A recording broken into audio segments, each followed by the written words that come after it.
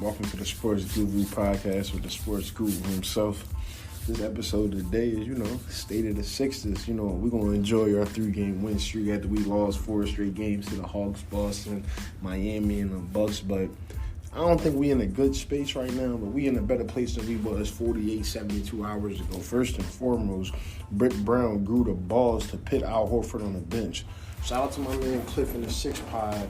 They've been calling it. I've been calling it. He should have been going on the bench. Personally, I think we should have traded him. We should have flipped Al Horford for maybe, a shooter. CJ McCollum or somebody of that magnitude. But he on the bench, and that giving B more space to operate. They give Benihana, Simmons more space to just cook and, serve and do what he do best. You feel me? But at the end of the day, what it's going to come down to is the 2 new additions we got, Burke and Glenn Robinson III. Somehow Glenn Robinson III got more minutes than Burke, which I guess is because he's more familiar with the offense since Britt Brown coached him when we were trash. But they going to open up the floor for the second unit. They going to open up the floor in general for Simmons and Embiid to, operate and get to the paint, get to the basket. And they're both knockdown shooters. And Alec Burke is a bucket. I can't wait till we really see that. His first shot yesterday as a Sixer, he hit Glenn Robinson first game. He had 10. I think last night he had 6. But I just think the move that needed to be made was Horford. It's just no way we paid him $100 million to average 12 and 7 on 43% shooting. That's horrible, bro. That's not $100 million worthy. I'd rather have signed Buddy Hield or traded his contract for Buddy Hield. That's just out of pocket and it's trash. But him on the bench, I think, he got more space to operate. He could play his natural position, which is the 4. I like a lineup with him, Court, and GR3 and Alec Burke. I really like a lineup with them. You could put Mike Scott in, or you could let Simmons or Jay Rich or one of them run with them. So it's somebody that could have the ball in their hands and, operate with the offense. But as I always say on my prior podcasts, is we need to fire Britt Brown.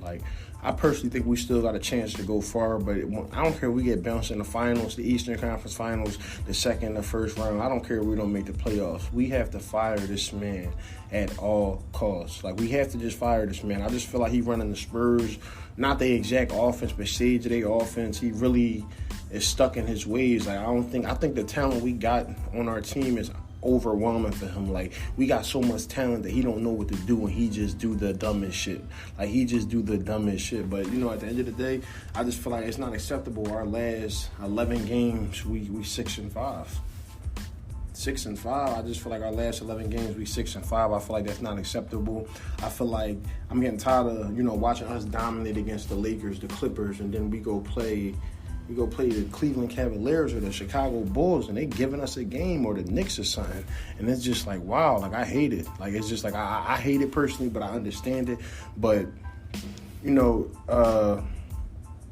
even with Embiid shushing the crowd, I feel like Embiid, bro, getting back to being a goofball, trolling, and naturally being you is going to help him dominate on the court more. I need more of that.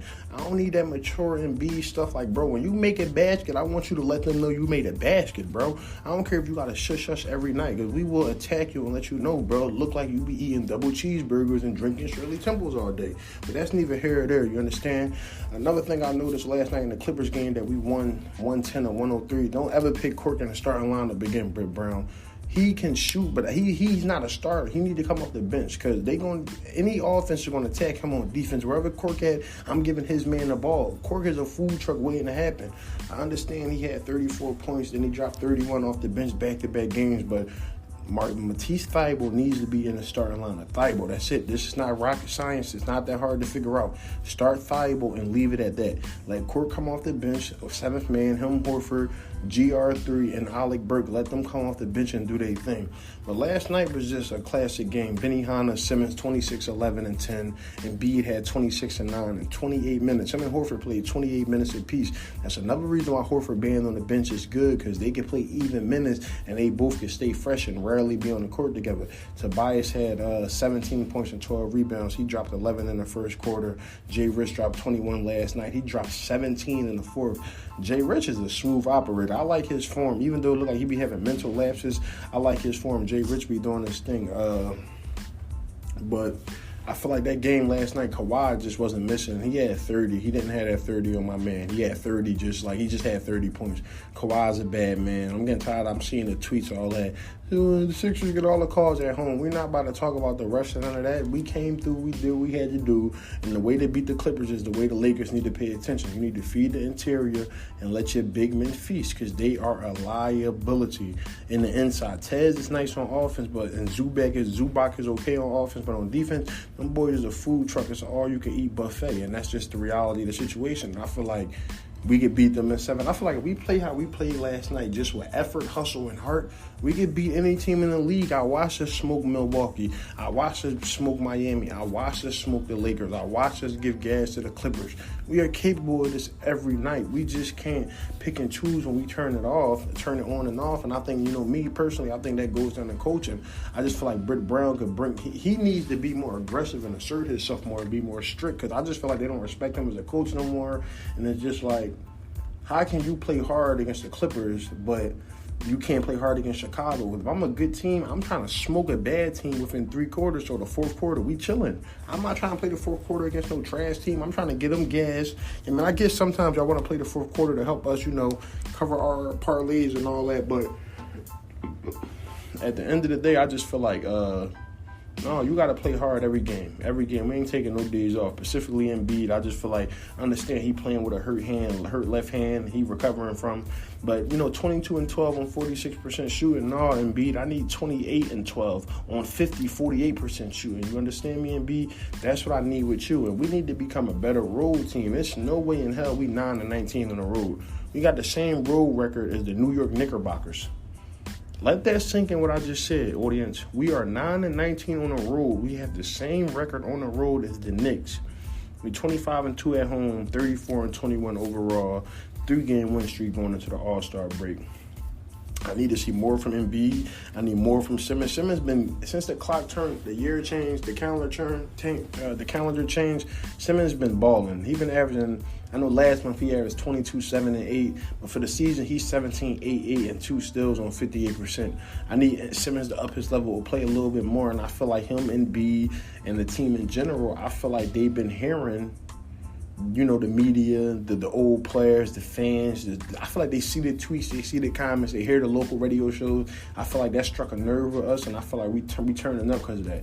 But I just need, if Embiid played with the hustle that Ben played with every night, we will be unbeatable. And I just feel like Embiid just, like I said, I feel like he pick and choose, not when he want to dominate, but when he want to hustle. Like I've seen him too many times this season get out rebounded, not in a single game. I'm talking about like let somebody grab a rebound over him that's not supposed to grab it. Or I watched him get dunked on or just let somebody score easily, not contested. That block on Morris last night was his best hustle play all year. Like I'm used to seeing that his first 2-3 years with us. I'm used to seeing him run down and chase a shooter down and smack a shot off the backboard. But I feel like, my personal opinion is after the All-Star break, I feel like we about to go on a run like how the Raptors won their last 15 games. I think they do a loss tonight against the Nets, but I think, we're due a win. I mean, we're due a streak, a 10, 15-game winning streak. Fuck it, we might do 20 games. I feel like it's possible, but what I'm just most excited about is Burke and GR3 getting more accumulated. They're going to add more depth. Burke was just averaging 16 points with the Warriors on 37% from deep. Glenn Robinson III was averaging 13 points a game on 40% from deep. So we got this shooter we needed, not necessarily to dominate and we don't got no specialists, but we got spacing and shooters. And one thing I've been learning about Glenn Robinson III, he's a great cutter and he keeps moving. And I feel like him moving around is just going to be good for the offense, and it's going to open up opportunity. Like Ben Simmons is a hell of a passer. Al Horford can even pass the ball. Jay Rich is okay at that. I feel like I feel like the sky's the limit again. I got more hope, but I ain't gonna lie. I wanted us to get bounced in the first round for Britt Brown to get fired. I don't care if we win the final. I feel like Britt Brown still needs to be fired, and he needs to find a way to make sure Matisse Thybulle is playing 25 to 30 minutes a game, even though he's going to give you the occasional BS foul because he's too aggressive. But after the All-Star break, it's all hands on deck. It's time to turn up, and hopefully we can still find a specialist in the buyout market. And I hope that Alec Burke or GR3 don't turn into what Trey Burke was, not getting used a lot. Because Trey Burke should still be on his team, and Neto should have got cut. If Neto and Mike Scott should never get in the game again. Only way Mike Scott should get in if he gonna bring that energy, that grit, and that dog that we need every once in a while. But I'm cool with Burke, GR3, Horford, and Quirk being our 4 coming off the bench. I feel like we could do a 9-man rotation, maybe even 10. But I feel like the Sixers in a good spot. After the All-Star break, it's on and popping. It's just on and popping.